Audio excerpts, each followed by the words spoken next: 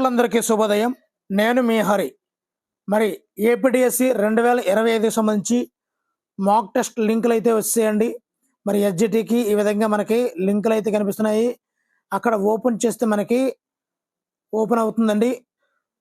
So నేటి నుంచి అందుబాటులోకి డిఎస్సి మాక్ టెస్ట్లని స్క్రోలింగ్ అయితే రావడం జరిగిందండి పేపర్లో. ఇంకా వాటన్నిటి గురించి చెప్పదలుచుకోలేదు, డైరెక్ట్ మ్యాటర్లోకి వెళ్ళిపోదామండి. ఈ వీడియో యొక్క డిస్క్రిప్షన్లో మరి ఈ ఏపీడిఎస్సి మాక్ టెస్ట్ల యొక్క లింక్ అయితే పెడతానండి. అక్కడ నుంచి మీరు దానిలోకి లాగిన్ అవ్వచ్చండి. మరి ఏ కేటగిరీ పోస్ట్కి రాస్తున్నారో చూసుకొని దానికి ఆపోజిట్గా ఉన్నటువంటి క్లిక్ హియర్ అని ఉంది కదండి, అక్కడ క్లిక్ చేయండి. అప్పుడు డిస్ప్లే ఈ విధంగా ఓపెన్ అవుతుందండి. ఈ విధంగా ఓపెన్ అవుతుంది. ఇక్కడ వెంటనే ఇక్కడ బ్లూ కలర్లో ఉంది కదండి, ఈ బ్లూ కలర్ మీద క్లిక్ చేస్తే మనకి ఈ యొక్క మాక్ టెస్ట్ అనేది ఓపెన్ అవుతుందండి. అక్కడ చెక్ బుక్ ఉంటుంది. చెక్ బుక్ మీద రైట్ మార్క్ కొట్టిన తర్వాత మనం క్లిక్ చేస్తే మనకి ఓపెన్ అవుతుందండి ఈ మాక్ టెస్ట్. మరి ఈ ఛానల్లో మరి మొదటి ఛానల్లో మాక్ టెస్ట్ని రివీల్ చేస్తున్నామండి. మరి వీడియోని అయితే తప్పనిసరిగా అయితే లైక్ చేయండి. ఎస్జిటికి సంబంధించినటువంటి మాక్ టెస్ట్ని ఇప్పుడు చూసేద్దామండి. మరి లేట్ లేకుండా టాపిక్లో వెళ్ళిపోదామండి. ఓకేనండి. మరి మాక్ టెస్ట్లో 40 బిట్లు మాత్రమే ఇవ్వడం జరిగిందండి. 160 బిట్లకు గాను 40 బిట్లు మాత్రమే ఇవ్వడం జరిగింది. మరి ఆ బిట్లు ఏంటి, వాటి యొక్క ఆన్సర్లు ఏంటి పూర్తిగా చూసేద్దామండి. ముందుగా ఫిల్మ్ ఫెస్టివల్ డైరెక్టరేట్ ఏర్పాటు చేయబడిన సంవత్సరం. ఆన్సర్ ఆప్షన్ 2 1973 అండి. 1973. నెక్స్ట్ రెండవది, the headquarter of Interpol is located at. మరి ఇంటర్పోల్ యొక్క ప్రధాన కార్యాలయం ఎక్కడ ఉంది? ఆన్సర్ ఆప్షన్ 2 ఫ్రాన్స్లోని లియోన్. Interpol France. నెక్స్ట్ మూడవది అండి, మరి ఇండియాలోని ఈ ఆటగాళ్ళ టీమును బాంగ్రా బాయ్స్ అంటారండి. ఇండియాలో ఈ ఆటగాళ్ళ టీమును బాంగ్రా బాయ్స్ అంటారు. ఆన్సర్ ఆప్షన్ 2 ఫుట్బాల్ అండి. ఫుట్బాల్. నాలుగవది, గ్రామీణ ప్రాంతాలలో భూములు లేని వారి కుటుంబాల కోసం ఎల్ఐసి వారు ఆమ్ ఆద్మీ బీమా యోజన పథకాన్ని ఇక్కడ ప్రారంభించారు. ఎక్కడ అంటే ఆన్సర్ ఆప్షన్ 3 సిమ్లాలో అండి. సిమ్లాలో ఆమ్ ఆద్మీ వాళ్ళు ఎల్ఐసి వారి ఆధ్వర్యంలో వాళ్ళు అక్కడ ప్రారంభించడం జరిగింది. నెక్స్ట్, ఋగ్వేదంలో బియాస్ నది పేరేమిటి? ఆన్సర్ ఆప్షన్ 2 విపాస్ అండి. విపాస్. మరి ఇక్కడ మనం చూస్తున్నాము ప్రస్తుత పేరు, వేదాల్లో ఉన్న పేరు, గ్రీకు గ్రంథాల్లో ఉన్న పేరు, ఇవన్నీ కూడా మనకు క్లియర్గా కనిపిస్తుందండి. సరస్వతి వేదాల్లో ఉన్నది సరస్వతి అండి. మరి సింధుకి వేదాల్లో ఉన్న పేరు సింధుయేనండి.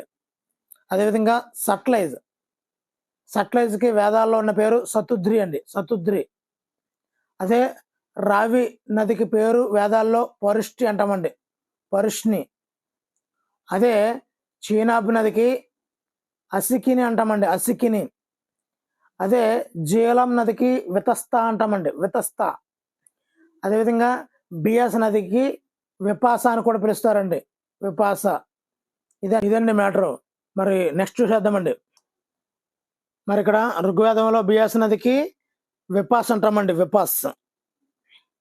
నెక్స్ట్ బిట్ చూద్దామండి. మరి కుటుంబ సాంప్రదాయాలపై ఆధారపడినటువంటి ప్రాచీన ఋషులకు సంబంధించిన వ్యవస్థ ఏది? మనం కుటుంబ సాంప్రదాయం అనేది ప్రాచీన ఋషులకి కుటుంబ సాంప్రదాయాలకి ఏర్పడిందే గోత్రం అండి. మనం దేవాలయానికి వెళ్ళిన వెంటనే మన యొక్క నామధేయము గోత్రాన్ని చెప్తాం కదా, అది మన యొక్క ప్రాచీన ఋషుల సాంప్రదాయాన్ని తెలియజేస్తుందండి. నెక్స్ట్, మరి గణిత బోధన ద్వారా ఈ నైపుణ్యాలను అభివృద్ధి చేయలేము. మరి సృజనాత్మకతను అభివృద్ధి చేయగలము, ఊహించడాన్ని అభివృద్ధి చేస్తాము, ఉత్పాదక నైపుణ్యాలను అయితే సరి చేయగలము. ఇక్కడ సాహిత్య నైపుణ్యాలని అభివృద్ధి చేయలేమండి. నెక్స్ట్ చూద్దామండి. పాఠశాల మినిట్స్ బుక్లో ఈ వివరాలు పొందుపరచబడి ఉంటాయి. అసలు మినిట్స్ బుక్ అంటే ఏంటో తెలియాలండి. మొత్తంగా చాలా పుస్తకాల గురించి, ముఖ్యంగా 10 రకాల పుస్తకాలండి. మొత్తం మీద ఓవరాల్గా చూస్తే 30 పుస్తకాల గురించి తెలుసుకోవాలండి. కానీ పాఠశాల రిజిస్టర్లో ముఖ్యంగా 10 పుస్తకాలు ఉంటాయండి. వాటి గురించి ఖచ్చితంగా తెలుసుకోవాలండి. ఒకవేళ తెలుసుకోవాలని అనిపిస్తే డిస్క్రిప్షన్లో అయితే ఆ లింక్ అయితే ఉందండి, అక్కడ నుంచి చూడండి. సో ఇక్కడ మినిట్స్ బుక్లో ఏముంటుందంటే ఇక్కడ ఉపాధ్యాయుల యొక్క సమావేశాలండి, స్టాఫ్ ఆర్డర్ అంటారండి. ఇండైరెక్ట్గా ఈ మినిట్స్ బుక్ని మేము ఉపాధ్యాయులు కదా, మేము స్టాఫ్ ఆర్డర్ అంటామండి.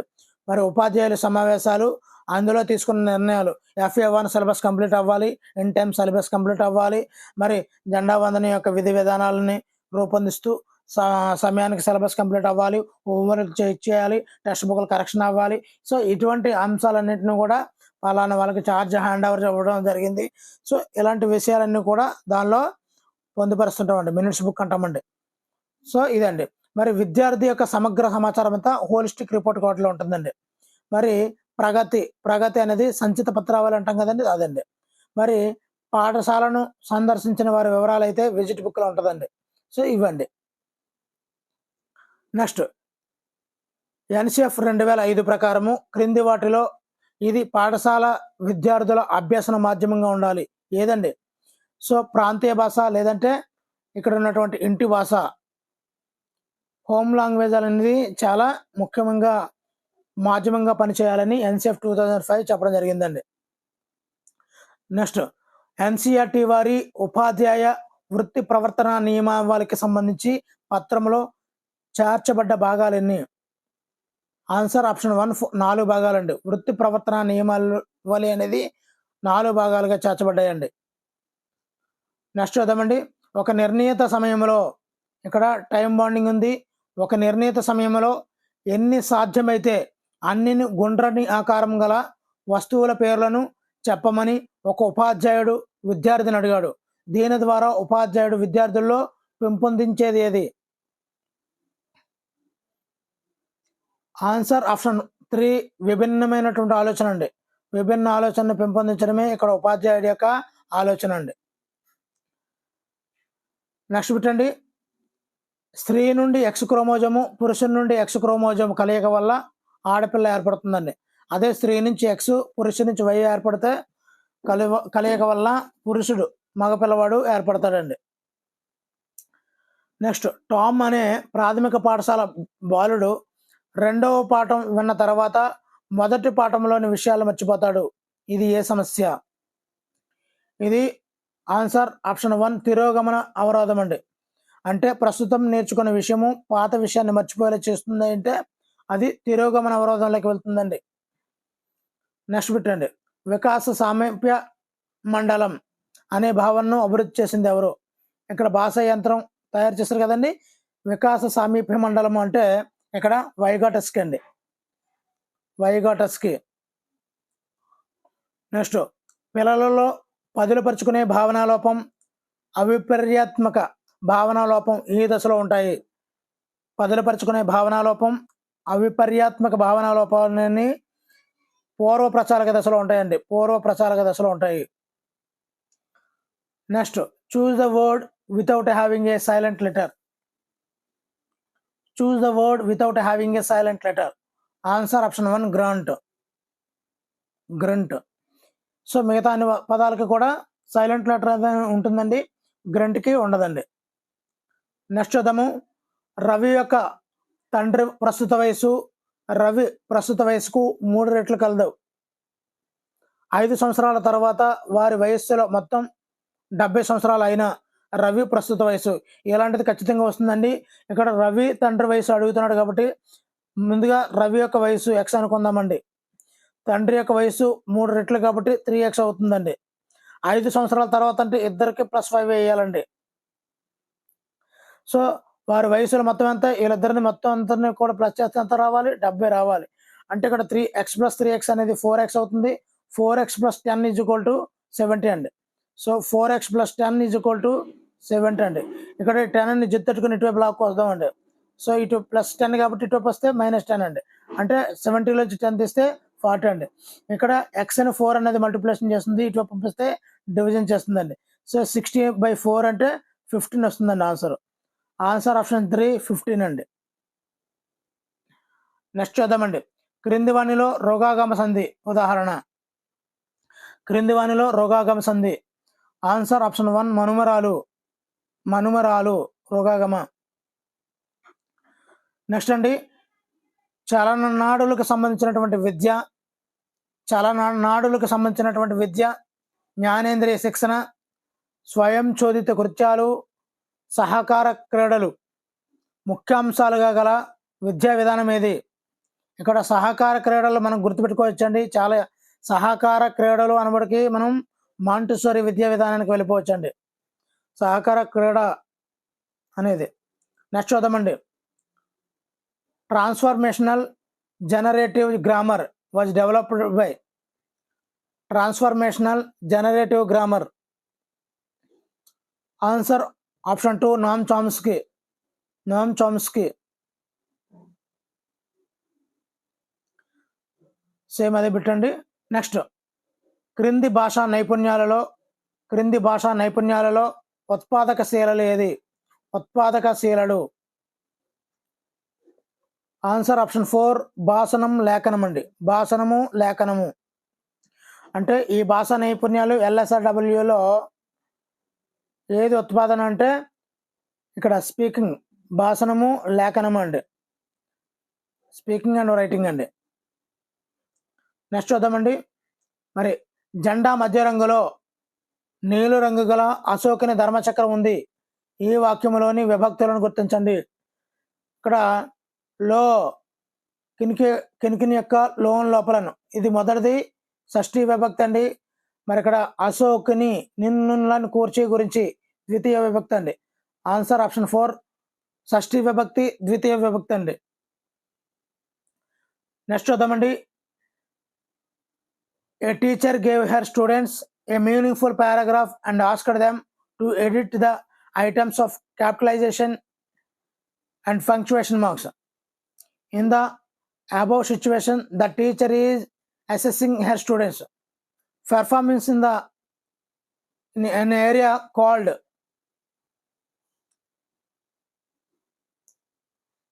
ఇప్పుడు ఇందులో పంక్చువేషన్ మార్క్స్ని, క్యాపిటలైజేషన్ని అన్నిటిని కూడా మార్చమంటున్నాడు. అంటే దేనిలోకి వస్తుందండి? ఇక్కడ listening, vocabulary, speaking, writing. Yes, answer option 1 conventions of writing అండి. నెక్స్ట్ బిట్ చూద్దామండి, AB = 5 సెంటీమీటర్లు, BC = 5 సెంటీమీటర్లు, CA = 7 సెంటీమీటర్లు కొలతలతో త్రిభుజం ABCని నిర్మించము. దీని ద్వారా పరీక్షించగలిగినటువంటి విద్యా ప్రమాణం ఏది? చాలా చాలా ఇంపార్టెంట్ అండి. ఈ విద్యా ప్రమాణాల మీద ఒక బిట్ ఖచ్చితంగా వస్తుందండి. ఈ మాక్ టెస్ట్లోనే కాదు, మరి నిజంగా కూడా వచ్చే అవకాశం ఖచ్చితంగా ఉందండి. ఆన్సర్ ఆప్షన్ 4 ప్రాతినిధ్యపరచడం, దృశ్యీకరణ అండి. ఇలాంటి బిట్టు ఖచ్చితంగా మనకి డిఎస్సిలో ఖచ్చితంగా వస్తుందండి. అట్టి పరిస్థితులు వదలొద్దు. విద్యా ప్రమాణాలు అనేవి మోస్ట్ చాలా ఇంపార్టెంట్ అండి. Next, choose the meaningful exclamatory sentence among the following. ఇక్కడ ఎక్స్క్లమేటరీ సెంటెన్స్ని కింద వాటిలో ఐడెంటిఫై చేయాలండి. Answer option 3 what beautiful sea sings.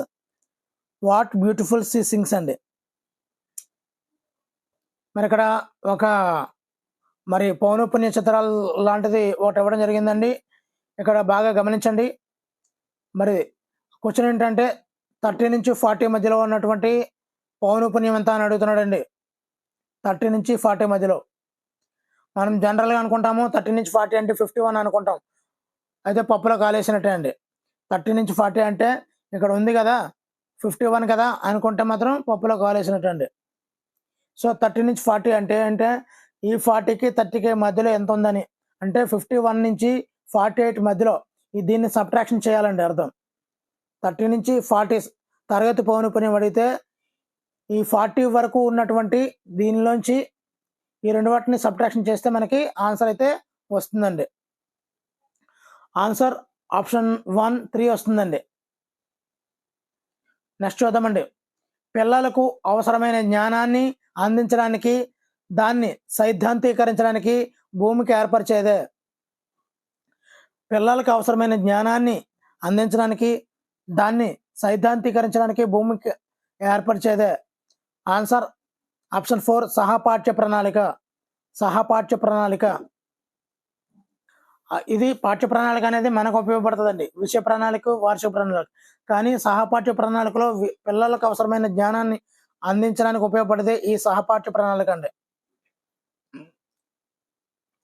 ఇక్కడ కొంత సొమ్ముపై 10% వడ్డీ రేటు చొప్పున 2 సంవత్సరాలకు అయ్యే చక్ర వడ్డీ సాధారణ వడ్డీల తేడా ₹556 అయితే ఆ సొమ్ము ఎంత? మరి దీని పూర్తి ఎక్స్ప్లెనేషన్ అయితే ఉంటుందండి. ఆన్సర్ ఆప్షన్ 3 56,500 అండి. చాలా పెద్దది ఉంటుంది, అందు గురించి నేను డైరెక్ట్గా ఆన్సర్ అయితే చెప్పేస్తున్నాను అండి. ₹56,500 అండి. నెక్స్ట్, ఒళ్ళంతా కోపంతో రగిలిపోవడం. ఒళ్ళంతా కోపంతో రగిలిపోవడం అనే అర్థంలో వాడే జాతీయం ఏది? మరి దీనికి ఆన్సర్ తెలిస్తే తప్పనిసరి కామెంట్ చేయండి. ఒకవేళ తెలియకపోతే ఏం ప్రాబ్లం లేదు, కామెంట్ బాక్స్ చూడండి. కామెంట్ బాక్స్లో నేను ఆల్రెడీ పెడతాను, కామెంట్ బాక్స్లో. ఓకేనండి. ఒళ్ళంతా కోపంతో రగిలిపోవడం మీకు తెలియతే ఖచ్చితంగా ఆన్సర్ అయితే చేయండి. Next, the following is personal writing. Personal writing and autobiography is a personal writing అండి. పర్సనల్ రైటింగ్ అంటే అండ్ ఆటోబయోగ్రఫీ, తనకు తానుగా రాసేది. నెక్స్ట్, హిందూ మహాసముద్రంలోని అగాధం ఏది? హిందూ మహాసముద్రంలోని అగాధము. Answer option 4 Java. Java. Next, Volga నది ఈ సముద్రంలో కలుస్తుంది. అంటే ఇది ఓల్డ్ టెక్స్ట్ బుక్లో వచ్చిన బిట్లు అండి. సో నో ప్రాబ్లం, అయినా జీకేలో కూడా వచ్చే అవకాశం ఉంది కాబట్టి. అంటే ఈ యొక్క మాక్ టెస్ట్లో ఓల్డ్ సిలబస్ని అయితే ప్రచురించడం అయితే జరిగిందండి. మిత్రులు గమనించాలి, ఇది కూడా ఓల్డ్ సిలబస్లోదే అయినప్పటికీ కూడా ఇది ఒక జీకేలో వస్తుంది కాబట్టి మనం అయితే డైరెక్ట్ ఆన్సర్లు అయితే చేస్తున్నామండి. ఆన్సర్ ఆప్షన్ 2 కాస్పియన్ సముద్రం అండి. వాల్గా నది అనేది కాస్పియన్ సముద్రంలో కలుస్తుందండి. నెక్స్ట్, మూలాధార పద్ధతి, సాంఘీకృత ఉద్గార పద్ధతి అనేవి వరుసగా, మూలాధార పద్ధతి మరియు సాంఘీకృత ఉద్గార పద్ధతి అనేవి వరుసగా. ఆన్సర్ ఆప్షన్ 4 శిశు కేంద్రీకృతం, ఉపాధ్యాయ కేంద్రీకృతం అండి. మూలాధార పద్ధతి అనేది శిశు కేంద్రీకృత పద్ధతి, సాంఘీకృత ఉద్గార పద్ధతి అనేది ఉపాధ్యాయ కేంద్రీకృత పద్ధతి అండి. నెక్స్ట్ అండి, సైనోబాక్టీరియా లక్షణం ఏంటి? సైనోబాక్టీరియా లక్షణం ఇది వేడినీటి బొగ్గల్లో ఎక్కువగా కనిపిస్తాయండి. సైనోబాక్టీరియా వేడినీటి బొగ్గల్లో ఎక్కువ కనిపించేవి సైనోబాక్టీరియా అండి. నెక్స్ట్, ఇది చాలా ఇంపార్టెంట్ అండి. Fe2O3 ferric oxide plus 2Ai gives rise Al2 aluminium అండి. అది Al2O3 ప్లస్ 2Fe అనున్నది ఇది ఏ చర్యకు ఉదాహరణ? ఇక్కడ 4 చర్యలు ఉంటాయండి. మనం చాలా చాలా ఈజీ అంటే గుర్తుపెట్టుకోవడం. సింపుల్గా రసాయన సంయోగము, సంయోగం అంటే కలవడం అండి. H2+O ఉందనుకోండి, H2O అని రసం అనుకోండి, ఇది కలుస్తున్నాయి కాబట్టి సంయోగం అండి. అదే H2O అని ఉంది కదా, ఇది విడిపోయింది అనుకోండి, అలా విడిపోతే వినియోగం అండి. వియోగము, వియోగం అంటే విడిపోవడం అని అర్థం. నెక్స్ట్, స్థానభ్రంశం అంటే ఇప్పుడు ఇచ్చినటువంటి ఈక్వేషన్ అండి. అంటే ఇందులో ఫెర్రస్లో ఉన్న ఆక్సిజన్ ఇక్కడ ఉన్నటువంటి అల్యూమినియంతో కలుస్తుంది కాబట్టి, సో ఇక్కడ ఫెర్రస్ సింగిల్ అయిపోయింది.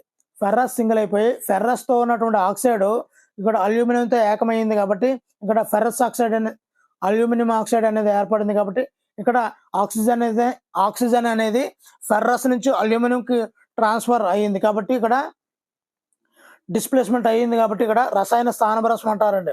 అదే రసాయన ద్వంద్వ వియోగం అంటే NaCl H2SO4 ఉందనుకోండి, NaSO4 HCl ఈ విధంగా ఏర్పడింది అనుకోండి, దీంతో ఇది ఏర్పడింది అనుకోండి, దీన్ని రసాయన ద్వంద్వ వియోగం అంటారండి. సో ఈ విధంగా 4 వియోగాలు, 4 కూడా చాలా చాలా ఇంపార్టెంట్ అండి. నెక్స్ట్ అండి, దేవదాసి వ్యవస్థకు వ్యతిరేకంగా ఉద్యమం నడిపిన వారు ఎవరు? ఇది కూడా ఓల్డ్ సిలబస్ అండి. ఆన్సర్ ఆప్షన్ 4 భాగ్యరెడ్డి వర్మ అండి. భాగ్యరెడ్డి వర్మ.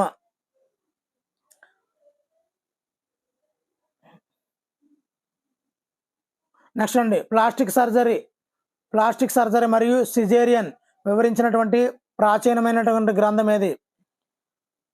ఆన్సర్ ఆప్షన్ 3 సుశ్రుత సంహిత. నెక్స్ట్ అండి, థర్మామీటర్పై ఒక స్కేలు రూపొందించడానికి ఈ స్థిర బిందువులను పరిగణలోకి తీసుకోవాలి.